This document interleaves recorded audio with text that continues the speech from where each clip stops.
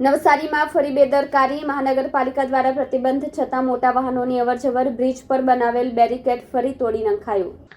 નવસારી પૂર્ણા નદીના પુલ પર આજે ફરીથી ટ્રાફિક વ્યવસ્થા ધ્વસ્ત થઈ ગઈ છે. મળતી માહિતી મુજબ ગંભીરા બ્રિજ ઉપર અગાઉ બનેલી ઘટનાની પૃષ્ઠભૂમિ નવસારી મહાનગરપાલિકા દ્વારા પુલ પરથી મોટા વાહનોની અવરજવર પર પ્રતિબંધ મૂકવામાં આવ્યો હતો.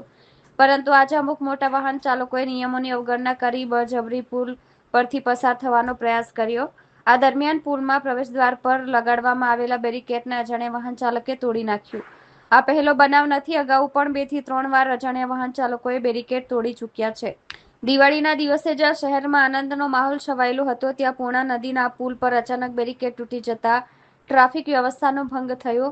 પુલની એક બાજુ લગાવેલ બેરીકેડ્સ તૂટી જતા વાહન વ્યવહાર ખોરવાઈ ગયો હતો, જેના કારણે 3 થી 4 કિલોમીટર સુધી લાંબી વાહનોની કતાર લાગી ગઈ હતી.